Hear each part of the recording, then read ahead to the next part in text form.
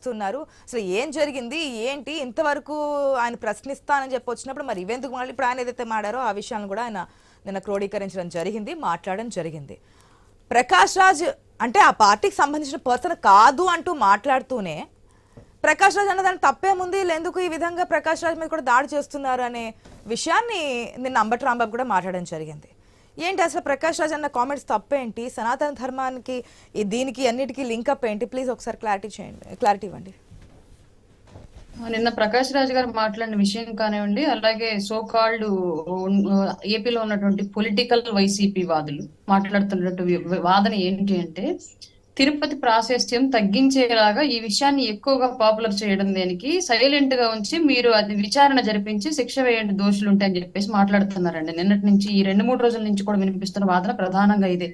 ఎవరో అక్కడ తప్పు జరగలేదు అని ఖండించట్లేదు, అలాగే ఈ విషయాన్ని ఇక్కడతో వదిలేయండి అని చెప్పట్లేదు. కానీ ఏం చెప్తున్నారండి, ప్రతి ఒక్కళ్ళు కూడా గోప్యంగా ఉంచండి అంటున్నారు. ఇక్కడ సమస్య ఏంటి అంటే అండి, వైసీపీ వాళ్ళు ఇంకొక వాదన తీసుకొచ్చారు.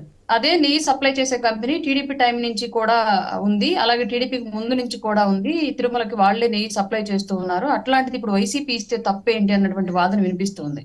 ఇక్కడ మనం మర్చిపోయిన విషయం ఏంటి అంటే, ఒకవేళ గతంలో గనక కల్తీ జరిగి ఉంటే అది సైలెంట్ గా క్లోజ్ చేసి ఉంచారు కాబట్టి ఇవాళ అంతకు మించి తారాస్థాయికి వెళ్లేలాగా జంతువులకు సంబంధించినటువంటి కొవ్వు పదార్థాలను శాకాహారులు, పైగా హైందవ మతంలో ప్రత్యేకించి నాన్ వెజ్ అనేది దూరంగా ఉంచాల్సినటువంటి హిందూ దేవాలయాల్లో క్లియర్ గా ఆ లడ్డు ప్రసాదంలోనే నాన్ వెజ్ ను వాడాల్సిన పరిస్థితి వచ్చింది అంటే, గతంలో ఒకవేళ సైలెంట్ గా ఉంచారు కాబట్టి ఇప్పుడు ఇలా జరిగింది అనుకోవచ్చు కదా. ఒకవేళ జరిగి ఉంటే గతంలో వీళ్ళు వైసీపీ వాళ్ళు వాదిస్తున్నటువంటి వాదన ప్రకారం, అందుకే ఇప్పుడైనా సరే ఈ విషయాన్ని కనుక బయట పెట్టకపోతే రేపొద్దున మళ్ళీ ఇంకొక కంపెనీ, ఇంకొక ప్రభుత్వం, ఇంకొక ట్రాన్స్పోర్టర్, వీళ్ళందరూ కూడా మళ్ళీ ఇట్లాంటి ఇబ్బందికరమైన పరిస్థితులకి, ఇట్లాంటి అవినీతికి తెగబడడానికి గ్యారంటీ ఏంటి వ్యవస్థలో? ఈ రోజు డబ్బే పరమావధిగా భావిస్తున్నటువంటి వ్యవస్థలు ఈ రోజు రాష్ట్ర రాజకీయాల్లోకి ఎంటర్ అయిన తర్వాత ఖచ్చితంగా ఇట్లాంటి విలువలను తొంగలో తొక్కుతారు, ఇది కనుక గోప్యంగా ఉంచితే.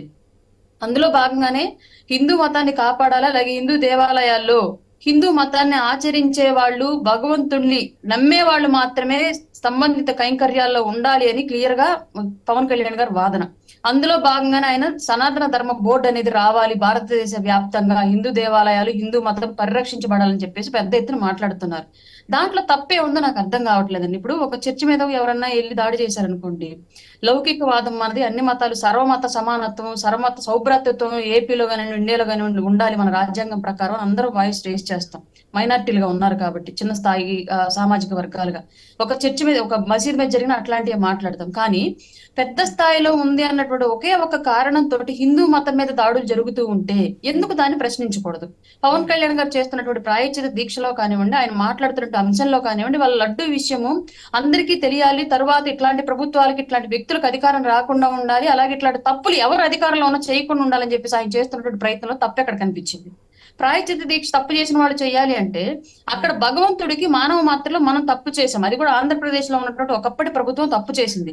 ఆ తప్పుకి ఆయన కన్నెర్ర చేస్తే వచ్చేటువంటి విపత్తు ఏదైనా మొత్తం ఆంధ్ర రాష్ట్రం మీద పడుతుంది. కాబట్టి జగన్మోహన్ రెడ్డి తరపున బాధ్యతగా, సాటి మానవుడిగా, సాటి ప్రభుత్వంలో ఉన్నటువంటి వ్యక్తిగా ఈ రోజు పవన్ కళ్యాణ్ గారి ప్రాయశ్చిత దీక్షను రాష్ట్ర వ్యాప్తంగా ప్రచారం చేస్తూ ఆయన పాటిస్తూ ఉన్నాడు. అంటే ఎవరి వల్ల విపత్తు రావడానికి అవకాశం కలిగినప్పటికీ కూడా మేము చేస్తున్నటువంటి ఈ దీక్ష మూలంగా ఆ విపత్తును శాంతించుతండి అని మనం భగవంతుడి ముందు విన్నవించుకోవడం. దాంట్లో తప్పెక్కడుంది? ఏపీలో చాలా పండుగలు, చాలా తిరునాళ్లు, చాలా కొలుపులు జరుగుతాయి. ఇవన్నీ కూడా ఎవరో ఎప్పుడో పురాణాలు చేసిన తప్పులకి ఇప్పుడు ఆ వంశ పారంపర్యంగా, లేదంటే ఆ ఊర్లు, ఆ జిల్లాలు చేస్తున్నటువంటి అరుణ గారు, ఐ థింక్ మీరు క్లారిటీ ఇవ్వండి, మీరు ఇస్తారు. నిన్న డిప్యూటీ సీఎం పవన్ కళ్యాణ్ మాట్లాడుతూ అభిమానులు అంటే ఇదంతా చెప్పింది ఓకే, నేనేం తప్పనట్లేదు, దాంట్లో నేనేం క్వశ్చన్ చేయట్లేదు. 2 పాయింట్స్ ఇక్కడ. హీరో కార్తీ చేసినటువంటి కామెంట్స్ సంబంధించి పవన్ కళ్యాణ్ రియాక్ట్ అయిన విషయానికి సంబంధించి, రెండవది సినిమా విషయాల్లో టికెట్స్ రేట్స్ ఇవన్నీ విషయాల్లో అభిమానులు ఆ స్థాయిలో వస్తారు కదా, ఎందుకు ఇప్పుడు రావట్లేదు, ఎందుకు మీలో కోపం రావట్లేదు అనే, అంటే ఇప్పటికే శాంతిగా ఉండడానికి, లా అండ్ ఆర్డర్ కంట్రోల్ చేయడానికి ఎక్కడికక్కడ కట్టుదిట్టంగా ఉండి, ఏ టైంలో ఎక్కడ సెన్సిటివ్ ఇష్యూ కాబట్టి, చాలా సెన్సిటివ్ ఇష్యూ కాబట్టి జాగ్రత్తగా వెళ్తున్నారు. ఈ టైంలో ఇంకాస్త ఏంటంటే గొడవలు రేకెత్తించే విధంగా కామెంట్ ఉందేమో అనేది ఒక అభిప్రాయం, చెప్పండి. సెన్సిటివ్ విషయం కాదండి, ఇది ఖచ్చితంగా ప్రజలందరూ చెప్పుకోవాల్సిన విషయం. ఇది ప్రతి ఊరు వాడ కూడా ఒక ధర్మం ఏ స్థాయిలో అపహాస్యానికి, అవహేళనకి, అవమానానికి గురైందో మనందరూ గుర్తించాల్సిన విషయం కాబట్టి ఇది క్లియర్ గా యువతలో బయటకు వచ్చి కొట్లాడండి అన్న కాదండి, యువత మొత్తము ఈ విషయం మీద దృష్టి పెట్టండి. హిందూ ధర్మాన్ని ఈ విధంగా అపహాస్యానికి గురి చేస్తూ ఉంటే మీరందరూ ఎందుకు దీని మీద దృష్టి పెట్టి హైందవ మతాన్ని లేదా హిందూ ధర్మ పరిరక్షణని ఎందుకు మీరందరూ భుజాల బయటకు మీద తీసుకొని రావట్లేదు ఈ అని విషయం అనుంటారు అని అన్నట్టుగా నా జ్ఞాపకం. ఒకవేళ ఏదైనా కరెక్ట్ చేస్తుంటే కరెక్ట్ చేయండి. ఎందుకు బయటికి రావట్లేదు కాదండి, సినిమాల మీద ఉన్నటువంటి ఉమ్. బయటికి రావట్లేదని కాదండి అనేది, సినిమాల మీద ఉన్నటువంటి ఇంట్రెస్ట్ మీకు మన సనాతన ధర్మం మీద మనం ఆచరిస్తున్నటువంటి వ్యవస్థ మీద ఎందుకు లేదన్నది ఆయన ప్రధానంగా మాట్లాడిన విషయం. అంటే దీని గురించి అక్కడ చర్చ జరగట్లేదు, మీలో ఎక్కడ దీని గురించి అవేర్నెస్ రావట్లేదు. కేవలం ఎప్పటికి కూడా సినిమా వార్స్, హీరోల గురించి ఫ్యాన్ వార్స్ చేసుకుంటూ వ్యవస్థ గడుపుతున్నారు మీరు. ఇది కాదు మీకు కావాల్సిన వ్యవస్థ, మన ధర్మ పరిరక్షణ వ్యవస్థ మనకు కావాల్సిందని చెప్పేసి ఆయన క్లియర్ గా మాట్లాడారండి. అందులో భాగంగానే ఆయన యువతను మొబిలైజ్ చేసే ప్రయత్నం చేశారు తప్ప ఆయన అసలు పూర్తిగా బయటికి రావడాలు, గొడవలు, ధర్నాలు వీటన్నిటికీ పూర్తిగా వ్యతిరేకం పవన్ కళ్యాణ్ గారు. ఆ విషయం మీకు ఎన్నోసార్లు తెలిసి అందుకే అడుగుతున్నా. ఆయన క్లియర్ గా దీక్ష చేస్తారు తప్ప ఆ కామెంట్స్ ని కొంతమంది వ్యతిరేకిస్తున్నారు. వాళ్ళందరికీ క్లారిటీ రావడం కోసం మిమ్మల్ని అడగడం జరిగింది. రెండవది, ఓకే ప్రకాష్ రాజ్ అన్న మాటకి హిందూ ధర్మం పట్ల అవేర్నెస్ రావాలి. మనం ఆచరిస్తున్నటువంటి వ్యవస్థ ఏంటి, భారతదేశంలో మన జీవన విధానం తోటి ఒక ప్రకృతి తోటి హైందవ మతం ఏ విధంగా ముడిపడి ఉంది, సనాతన ధర్మం మనం నిద్రలేసి చేసే సూర్య సంధ్యా వందనాల దగ్గర నుంచి సాయంత్రం మళ్ళీ పడుకోవడానికి ముందు వేసేటువంటి శైవ ఆసనాల వరకు కూడా ప్రతి విషయము మన జీవన విధానం తోటి మనం నివసిస్తున్న ప్రకృతితో ముడిపడి ఉంది. అందులో భాగంగానే హైందవ మతం ఇండియా నుంచి ప్రాచుర్యం పొందింది. దీన్ని మనం తెలుసుకోకపోతే అన్య మతాల్లో ఉన్నటువంటి నాయకులు ఇలాగే హైందవ ధర్మాన్ని నాశనం చేస్తారు కదా. అంత పెద్ద ఈ టీటీడీ దేవాలయంలోనే ఇట్లాంటి దారుణాలకు ఒడిగట్టారు అంటే రాష్ట్ర వ్యాప్తంగా, దేశ వ్యాప్తంగా ఉన్నటువంటి చిన్న చితక దేవాలయాల పరిస్థితి ఏంటి, అందులో హిందూ ధర్మ పరిరక్షణ గురించి ఏంటి అనేది మాత్రమే ఆయన మాట్లాడిన అంశం. కార్తీ గురించి కూడా క్లారిటీ ఇవ్వండి.